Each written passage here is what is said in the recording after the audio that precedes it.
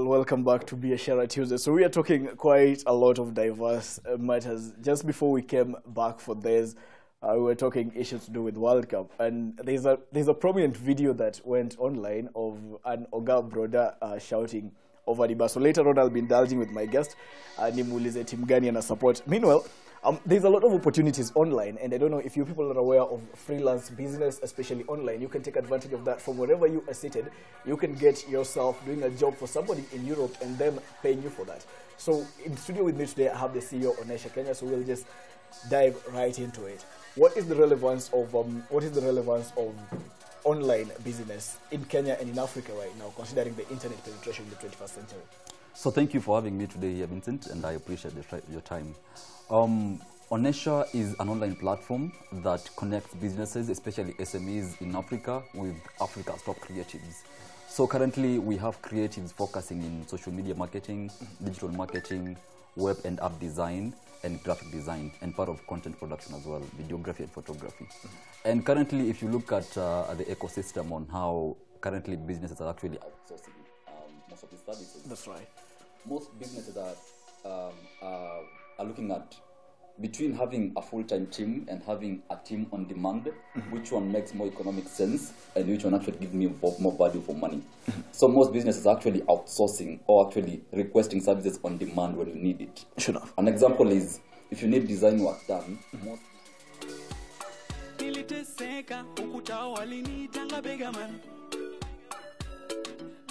nikamwomba Mola anifanye better man. Nikipita wanishimu wanitange mzito ama pesa man. Na kweli Mungu sio atmani, kanibariki na pesa cash money. Nikiongea walicheka hata kasfani. Binadamu yani, nilipotulia nikastart learning. Pesa sio kitu kiko wapiani yani, nikifata keshetani. Utajiri ni bure bila kastlani. Are we good? 1, 2, 3, 4, 5. Machoni pake tuko sawa, uwe na kobole ama noti, umekunywa uji ama kofi, una mabling zimefika kwa magoti, machoni pake sote tuko.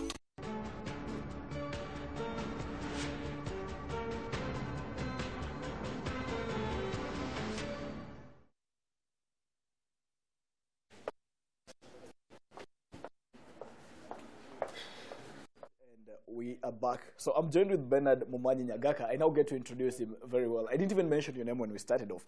So he's the CEO of onesha.co.ke, so an online platform that gives entrepreneurs in Africa, particularly in the savannah, you've highlighted that specifically there, an opportunity to get outsourced and be used by people elsewhere all over just to help you earn more money from home and the companies to get better quality of what you can do best. So you are telling us about the relevance of a site such as Onesha in the lives of the youth in Kenya and Africa right now. Oh yes, that's right, Vincent. If you look at how companies are actually trying to structure the way they work and the way they actually outsource services, most of them are actually trying to build lean teams in terms of how can we have different teams in different parts of the world that can deliver different services. In that a company in San Francisco can have designers from Nairobi, can have web developers from India, can have content creators from Asia. So we are having this sort of ecosystem whereby the world is coming flat in a way, and creatives or businesses in Africa should actually follow the pace. Right. And Onesha we are positioned ourselves as an epicenter of where all that change will actually take place. If a business in the US or an NGO in Europe wants to work with African designers, Onesha will be in a position to provide those designers on demand. Sure. So and that has been working quite well for the past 2.5 years. We currently work with over 2,000 creatives. We serve over 100 businesses a month, and we recently closed a round of funding from Norwegian investors called Frontier. Wow. Yeah. So that is pretty something there, and quite some tremendous growth you've experienced in 2.5 years. So there is a long-term plan to this. So my question is, why the focus on Africa? Because Onesha, I'm told, is an African-focused platform. Why the focus on Africa? If you look at other countries or other continents per se, the USA have Upwork. I'm sure you know Upwork. Sure enough. The likes of Israel, they have Fiverr. The likes of Australia have freelancer.com. And Africa doesn't have a one centralized platform where creatives can actually have access to global jobs. Recently, I'm happy that some companies are trying to set up shop in Kenya to actually give access to creatives to global jobs. Another good example that actually I admire is Andela. I'm sure you guys have actually heard about it. They have a wonderful program for developers. And Onesha is trying to actually build an ecosystem around, almost similar to the Andela program, so that you actually have the best creatives in each category having access to global jobs. So that's why we decided to focus in Africa, to actually give these creatives in Africa have access to any job in the world and get paid for that particular service. Sure. Yeah. And this in a wake of many African countries now grappling with unemployment, big figures in terms of unemployment. So maybe in terms of the employment capability of your site, or the penetration that your site has had among the people you give work to and the clients that post work on the site. Can we work with figures here? How has the growth been, and how what do you project moving forward? So for the past, let me say 3 months, Onesha has been able to pay over 0.5 million to creatives, to over 200 creatives, that is. And that is, we had this case of a student who actually is a student in one of the colleges in town. And the guy actually makes some good money from Onesha, and is able to, pay his school fees, take care of his family and the rest, because he offers graphic design services to Onesha. So that is the kind, if you can actually do that for 2,000 people, and by 2020 we have like 1 million creatives using our service, then I think we'll be in a stage where you can actually say we are at the epicenter of supporting the economic ecosystem in Africa, and playing a very significant role in terms of pushing what the creative industry contributes to the African GDP in general. Sure. So I would say Onesha currently we have around 30% month-over-month growth in terms of revenue and creatives doing our platform. We normally have like 10 creatives who want to join the network per day, because it's close. When it comes to quality, now you want to guarantee your client quality. Are there maybe various tests that you guys have for the site that make sure that only the qualified people get online, the verification procedures? How tough is it? So currently, we don't just let any creative join the platform, because one of the reasons why creatives or businesses prefer Onesha is because we assure businesses of quality, trust, and a quick turnaround time. That's right. So we actually vet creatives based on those 3 aspects. So if a client needs a logo done in the next 30 minutes, Onesha can actually deliver that service in 30 minutes. In 30 minutes. If you are having a presentation maybe with investors or doing a business proposal, you need something done in 15 minutes, Onesha can actually deliver that thing in 15 minutes. So we actually vet creatives based along those guidelines and parameters, so that we ensure people who join the network can actually deliver. So we actually have personal interviews and online vetting process that we actually do. That's right. So who are the local competitors that you guys look at? We have the locals, the types of Kuhustle. They've been there for a while now. And when you look at the startups to watch right now in terms of providing freelance work, those are the ones we can mention, including Huros from Egypt. We have several others from various countries in Africa. And Onesha has now been in this for around 2.5 years now. So what makes your business strategy, or what makes your strategy different from theirs, and what is it that you people have put in place to make sure that you remain relevant for longer? Yeah, sure. So if you look at some of our competitors that you have actually mentioned, some of them are focusing in specific verticals. One of them is Kuhustle, which mostly focuses on developers and IT jobs. That's right. And that actually limits the opportunities that this creative can actually have access to. There's a big market out there that can actually be taken by all these providers. Even if another service provider comes in tomorrow, there's still market for these particular services, because most of all the 15 million companies in the world are looking for a way to outsource, and those opportunities are coming to Africa. And the reason Onesha's main value proposition is in terms of we're enabling companies build lean teams, in that if you need a team at any moment in time, Onesha can actually offer that service. Some of these freelancing sites, you have to post a job and get bids and bid for work. We don't want to have all that process going on. If you need something today, we give it today. That actually saves clients time. So the main reason for setting up Onesha is to actually reduce the amount of time spent looking for someone as short as possible. Sure. So that is what we want to capitalize on. That's right. Yes. So let's talk about you personally now. You're a student as well. Do you at times look at yourself and think that this is what you are created for, really? Honestly, yeah. I'm a fourth-year student in the University of Nairobi. And I'm pursuing economics and statistics. And I must say that the aspect of studying economics has given me really a good background on how to run a good business, on how to study a market, on how to understand how to run teams and all those things. So you want to imply that what you're studying is indirect, I'd say it's directly relating to what you're passionate about? I would say 10%, not entirely. So how relevant is it, the 90%, how relevant or irrelevant is it to you in what you're practicing now? 10% relevance in terms of, in economics you learn a lot of things. You learn on how the world works, on what drives the world. If you look at the sugar scandal, the most people who are talking about it are economists. They're actually analyzing the whole situation and actually giving the consequences. Right. So that actually gives you a good perspective on how to analyze situations. It gives you a perspective of actually analyzing something and getting to a conclusion. So getting that perspective from economics and actually applying it in business directly, I think there is a big relevant. So my intersection comes in terms of I bring an aspect of economics and apply it to technology. Right. So sort of how can we use aspects of commerce or economics to solve problems in technology.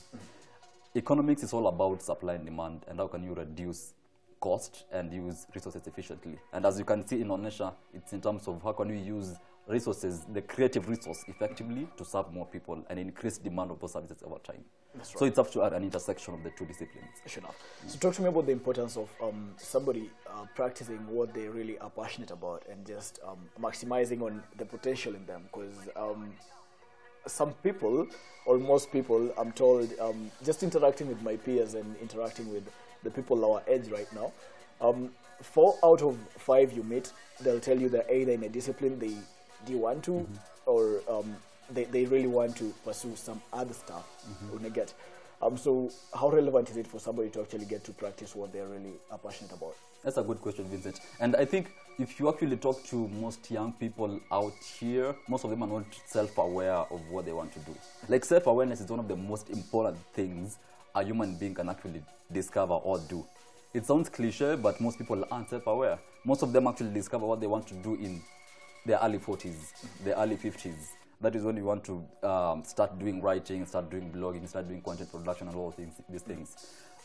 The moment you realize in your early 20s that this is what you're supposed to do, it becomes much easier to actually do that thing. And one of the most efficient ways, or one of the most recommended ways to actually discover what you want to do is to spend as much time as possible in various disciplines. If you do, for example, journalism, say in KU, get to understand what aspects actually drive journalism, volunteer in actually doing stories, do content. That process enables you to discover some things about yourself that you are not aware of. It's a process of finding some, let me say, hidden traits within yourself and use those traits to create something that you're actually passionate about. If you look at the most, successful entrepreneurs in the world, the most people who have succeeded in the corporate world, there's something that actually drives them. You're a good presenter, and that there's a way you actually discovered you're a good presenter. You either discovered it by being told by people because it's saw you doing something, or you discovered it by yourself, right? That's right. So it's sort of being self-aware of what you want to do and intertwining the self-awareness with passion. There's some things you can do out of passion but can't give you money, honestly. So you have to look at the commercial value, passion, and being self-aware, so that you actually do. You have to balance either way. Yeah. How can somebody improve? Because I have people curious how somebody can improve their self-awareness, really, and how can someone know that they are fully self-aware? Fully self-aware. Is there a point when you get to a level of consciousness that I know myself, or found myself? Do you ever get to that level? I would say on a personal level or generally? No, generally. Does anyone ever get to that level? Actually, if you look at, I think it's, what is that pyramid called? That level where you get from some very low level to level of self-actualization. Very few people get to self-actualization because they get somewhere and they get stuck. You either get a level whereby you are stuck on midlife crisis, some things happen in your life and you get lost somewhere. So getting to the level of self-actualization is actually a level where you're fully self-aware. I wouldn't say myself I'm fully self-aware because I have other 50 years to go. Something might come up and I'm going to become a politician or something of the sort. But whatever you find doing, whatever thing you find doing so much in your early years, early 20s and early 30s, most probably it's what you do for the rest of your life. So if you screw up the first 20 years of your life, I would say honestly, it will be so hard for you to change over time. So it's really important, really critical to actually invest time in reading on areas that actually matter to you and interacting with people who actually are passionate about areas that you care about. If you love volunteer work, you probably spend a lot of time in United Nations or volunteer work in your local area. NGO, I think that's so right. that really gives you some level of perspective that gives you the traits I spoke about. That's right. They get like extract some traits from you that enable you to that you are not really conscious have some level of consciousness. I think that's right. So take me through this. You are also a blogger. And, yeah, as well, you are. I'd say you are a blogger. You are a CEO. You're a student at this young age, and you guys are working on a show for business entrepreneurs. Take me through all this. I wouldn't say I'm not. Honestly, I don't prefer people calling me a CEO. So I prefer. You are a young CEO, so let's just work with that. Yeah. That's right. So He's a CEO. Yeah, interesting. So I'm the head of business and strategy at Onesha. Then there's a show we are coming up with a bunch of friends and mine in terms of building content that covers young people. That's right. It's sort of, I was inspired by actually Blaze. They were doing awesome stuff in terms of highlighting journeys and what young people are doing, and I was like, this can actually be done on another level. There's some young people who are not getting into TV because they didn't know about Blaze and stuff. So we are trying to build content around young people. What aspects drive young people? Who are the best entrepreneurs running businesses between the ages of 20 and 35? Who are the most admired young people in the corporate world, and what are the different young people who work in different positions of leadership in government? So we try to cover content around those areas so that we actually get to at least have young people have some perspective. If you look at 90%, 80% of content on TV right now focuses on an older generation. We were talking about that, and it's crazy because the middle generation, the youth and the young people, it's a huge bulk. It's a bulge down there, and I don't know why we still have less content focusing on them. So that's the gap you're coming into bridge. So pretty futuristic. So how can someone get in personal contact with you or to get to register on your platform on onesha.co.ke?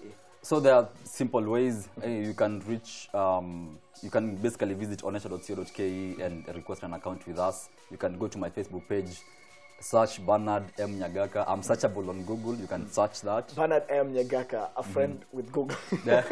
You can search. I'm available on Google, and if you just search Bernard Nyagaka, you just find my name there and pictures. And all those links will directly to actually how to get in touch with me and indirectly with Onesha. Awesome stuff. Yeah. Passionate conversation on how to be self-aware, finding yourself, and getting to pursue what you really are destined for, what you really want to do with your life. Remember, one thing I've gotten from Bernard is what you do mostly, or what you indulge in mostly in your younger ages, probably will be the thing you'll be doing growing up. That's it. So every day, choose to pursue yourself and just get to that level of awareness of getting to know yourself better. Go register on onesha.co.ke, get more jobs from there. Meanwhile, we take a short commercial break. We'll be back in a few. Thanks a lot, Bernard. Perfect. Nice conversation. Shukran sana. Sawa.